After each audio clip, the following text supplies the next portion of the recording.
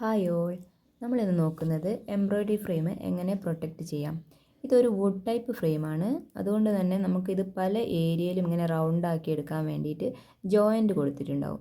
ഈ ജോയിൻ്റൊക്കെ നമ്മൾ ഒരുപാട് എംബ്രോയ്ഡറി ചെയ്യുന്ന ടൈമിൽ ഇതൊക്കെ വിട്ടിട്ട് ഡാമേജ് ആവും. അങ്ങനെ ഡാമേജ് ആവാതിരിക്കാൻ എങ്ങനെ നമുക്കിതൊന്ന് കവർ ചെയ്തെടുക്കാമെന്ന് നോക്കാം.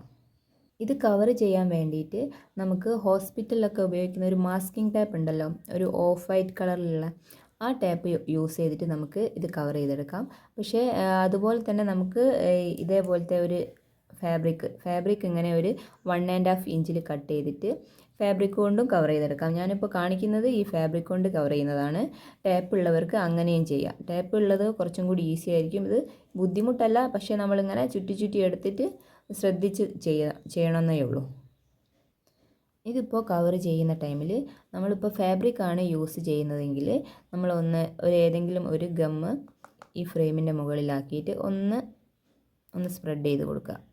സ്റ്റാർട്ടിങ്ങിൽ കുറച്ച് ഒരു ഗം ഇങ്ങനെ സ്പ്രെഡ് ചെയ്തിട്ട് നമുക്ക് ഈ ക്ലോത്ത് ഇങ്ങനെ ഒന്ന് ചരിച്ച് വെച്ചിട്ട് ഇങ്ങനെ റോൾ ചെയ്തെടുക്കാം.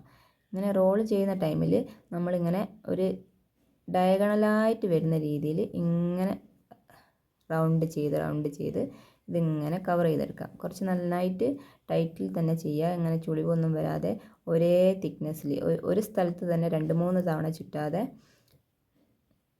ഇങ്ങനെ ചരിഞ്ഞ് ക്ലോത്ത് വരുന്ന രീതിയിൽ ചുറ്റിയെടുക്കുന്ന ടൈമിൽ നമ്മളെ കയ്യിൽ നിന്ന് ഈ ക്ലോത്ത് വിട്ടു പോവാതെ നോക്കുക.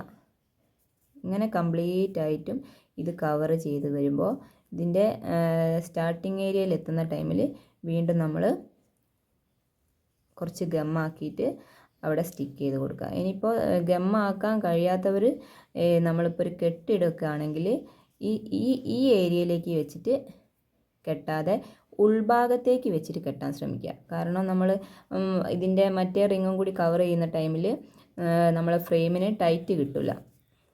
നമ്മളെ ക്ലോത്ത് ലൂസായിട്ടേ നിൽക്കുള്ളൂ. അതുകൊണ്ട് തന്നെ നമ്മളിങ്ങനെ നന്നായിട്ട് ഇങ്ങനെ കവർ ചെയ്തെടുക്കുക. ഇത് കംപ്ലീറ്റ് ഇതുപോലെ ഇപ്പോൾ ഇത്രയായി ഇതുപോലെ കവർ ചെയ്തിട്ട് ഇവിടെ വരെ എത്തിക്കാം. ഓക്കെ, ഇപ്പം നോക്കിക്കേ, നമ്മൾ ഇത് ചുറ്റി ഇത് സ്റ്റാർട്ട് ചെയ്ത സ്ഥലത്തെത്തി. ആ സ്റ്റാർട്ട് ചെയ്ത സ്ഥലത്തെത്തി കഴിയുമ്പോൾ നമ്മൾ വീണ്ടും എന്ത് ചെയ്യാം, ഈ കുറച്ച് ഗമ്മ് ഇതിൻ്റെ ഉൾഭാഗത്ത് ഇവിടെ ഒന്നും കൂടി ഒന്ന് തേച്ച് കൊടുക്കുക. എന്നിട്ട് നമ്മളിതൊന്നും കൂടി ഇങ്ങനെ ചരിച്ചെടുത്തിട്ട് ഒന്ന് ഇങ്ങനെ എടുക്കുക. ഇങ്ങനെ എടുത്തതിന് ശേഷം ഈ ബാക്കി വരുന്ന ക്ലോത്ത് ഉണ്ടല്ലോ, അത് നമുക്കൊന്ന് കട്ട് ചെയ്ത് കൊടുക്കാം. ഇത് കട്ട് ചെയ്തതിന് ശേഷം ഇതിവിടെ ഒന്ന് നന്നായിട്ട് സ്റ്റിക്കാവുന്ന രീതിയിൽ ഒന്ന് പ്രസ് ചെയ്ത് കൊടുക്കുക. എന്നിട്ട് ബാക്കി ബാലൻസ് എൻഡിങ് ഉള്ളിടത്തിൽ കുറച്ചും കൂടി ഗമ്മാക്കിയിട്ട് ഒന്നിവിടെ സ്റ്റിക്ക് ചെയ്ത് കൊടുക്കുക.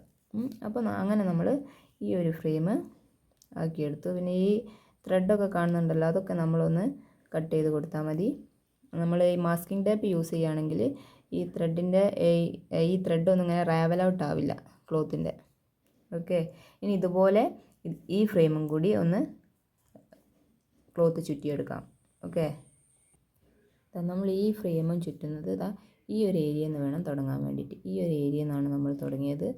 ഇതുപോലെ നേരത്തെ റിങ് ചെയ്തതുപോലെ തന്നെ ഇങ്ങനെ ചരിച്ച് ചുറ്റിയിട്ട് ഇതും കംപ്ലീറ്റ് ആയിട്ട് ചുറ്റിയിട്ട് ഇവിടെ എത്തുമ്പോൾ നിർത്തുക. ഇപ്പോൾ നമ്മൾ ഈ റിങ് ചുറ്റി ഇതിൻ്റെ എൻഡിങ് പോയിൻ്റ് എത്തി. ഈ എൻഡിങ് പോയിൻ്റ് എത്തിയിട്ട് നല്ല കെയർഫുള്ളായിട്ട് ഈ സ്ക്രൂവിൻ്റെ ഉള്ളിലൊന്നും കുടുങ്ങാത്ത രീതിയിൽ മെല്ലെ ഇതിൻ്റെ ഉള്ളിലേക്ക് ഇങ്ങനെ വെച്ചിട്ടെടുക്കുക. നേരത്തെ നമ്മൾ സ്റ്റിക്ക് ചെയ്തത്, ഈ റിങ്ങിൽ നമ്മൾ സ്റ്റിക്ക് ചെയ്തത് ഇതിൻ്റെ ഉൾഭാഗത്തായിരുന്നു. ഈ റിങ്ങിന് നമുക്ക് ഉൾഭാഗത്തല്ല ചെയ്യേണ്ടത്, പുറത്ത് വെച്ചിട്ട് സ്റ്റിക്ക് ചെയ്ത് കൊടുക്കുക. ക്ലോത്ത് ആയതുകൊണ്ടാണ് അതിപ്പോൾ ഞാൻ സ്റ്റിക്ക് ചെയ്യണമെന്ന് പറയുന്നത്. നമുക്കിത് കെട്ടിക്കൊടുത്താലും മതി. കെട്ടുന്ന ടൈമിലാണെങ്കിൽ ഈ റിങ്ങിനാണെങ്കിൽ പുറത്ത് നന്നായിട്ട് ടൈറ്റൻ ചെയ്ത് കൊടുക്കുക. ഈ റിങ്ങിനാണെങ്കിൽ ഉൾഭാഗത്ത്. അപ്പോൾ നമ്മൾ കുറച്ച് ഗമ്മ് നേരത്തെ പോലെ തന്നെ പുറത്ത് കുറച്ച് ഗമ്മാക്കി കൊടുക്കുക.